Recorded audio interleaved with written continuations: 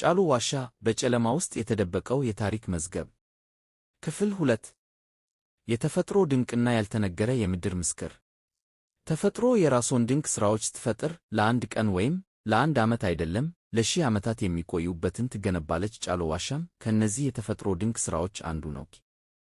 ወደ ጫሉ ዋሻ የሚወስደው ጉዞ ከመድረሻው በፊት በተፈጥሮ ውበት ያስደምማል። የወይና ደጋውን አረንጓዴ መልክዓ ምድር እና የቆላውን ሰፊ ስፍራ በሚያገናኝ የተራራ አቀማመጥ መካከል የተደበቀው ይህ ዋሻ ተፈጥሮ በራሷ እጅ የቀረጸችው የጥበብ ሥራ መሆኑን ያሳያል።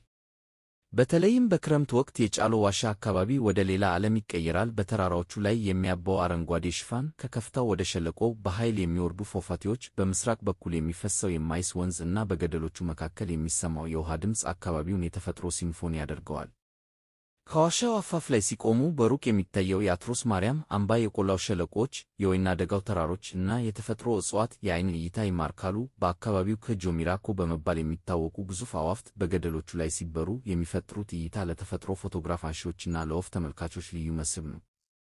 ይህ ሁሉ የሚያሳየው ጫሉ ዋሻ አንድ ዋሻ ብቻ ሳይሆን ተፈጥሮ፣ ታሪክ፣ ጂኦሎጂ፣ ብዝሃ ሕይወትና ባህል በአንድ ቦታ የተገናኙበት የተፈጥሮ ሙዚየም መሆኑን ነው። ይህ ደግሞ በኢትዮጵያ የጂኦ ቱሪዝም፣ የኢኮቱሪዝም፣ የጀብዱ ቱሪዝም እና የፎቶግራፊ ቱሪዝም መዳረሻ የመሆን ከፍተኛ አቅም እንዳለው ያረጋግጣል።